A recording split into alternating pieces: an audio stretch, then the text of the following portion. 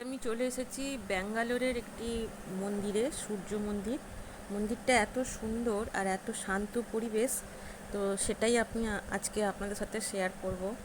আর কি আরও কিছু বিষয় শেয়ার করব যেটা আমি আমার ওয়েস্ট বেঙ্গলে দেখতে পাই না। তো আপনারা সব কিছু দেখে অবশ্যই আমার মতামতের সাথে যদি একমত হন তাহলে কমেন্ট করে জানাবেন।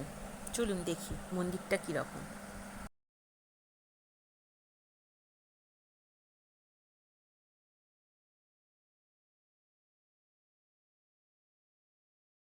আর এই দেখুন, ভোগও পেয়ে গেছি, সুন্দর ভোগ, পুরো ঘি আর পোলাও, ঘিয়ের পোলাও, মিষ্টি সঙ্গে, তার সাথে সুজি একটু মিক্সড আছে, দারুণ স্বাদের খেতে।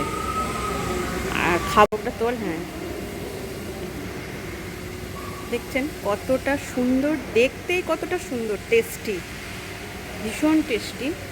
এই ভোগটা আমাদের ওইদিকে হলে হয়তো বলতো এটা মহা ভোগ, এবং তার জন্যে আপনি টাকা দেবেন তবে পাবেন। এই দেখুন, ভেতরে পুজো চলছে,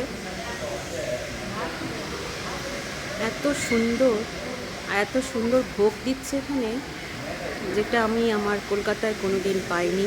সঙ্গে ঠাকুরের মন্দিরের ছবি, ঠাকুরের ছবি সবটাই ফ্রি।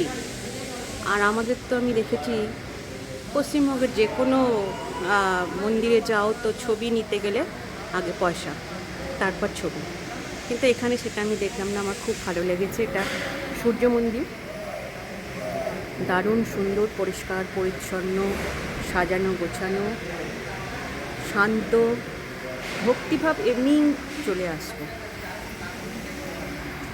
আর ভোগ খাওয়ার পর কত সুন্দর সিস্টেম দেখুন। এই দেখুন, কোথাও কোনো মানে অপরিচ্ছন্ন ব্যাপার নেই, ডাস্টবিনে ফেলা, প্লাস এখানে হাত ধোয়ার জন্য বেসিন রয়েছে, হাত ধোও, ওখানে জল খাওয়ার জন্য ব্যবস্থা রয়েছে, যেটা আমার ওয়েস্ট বেঙ্গলে আমি কোথাও দেখিনি। এই সুন্দর সিস্টেম করা, এই দেখুন, পরিষ্কার পরিচ্ছন্ন, একদম সুন্দর। কোথাও একটু কোনায় একটু আপনি নোংরা পাবেন না। খাবেন ঠাকুরের ভোগ বসে, তার জন্য অনেক বসার জায়গা রয়েছে। খেয়ে ডাস্টবিনে ফেলা, প্লাস ওখানে হাত ধোয়া, এবং জলও ওখানে রাখা আছে, ড্রিঙ্কিং ওয়াটার। বিভিন্ন বসার জায়গা রয়েছে, আপনারা বুঝতে পারবেন। সুন্দর সন্ধ্যেটা এখানে কাটানো যায়, আরতি হয়, ভালো লাগবে, খুব দারুণ সুন্দর। আমার তো খুব ভালো লেগেছে, আর আপনাদের যদি ভালো লেগে থাকে অবশ্যই কমেন্ট করে জানাবেন।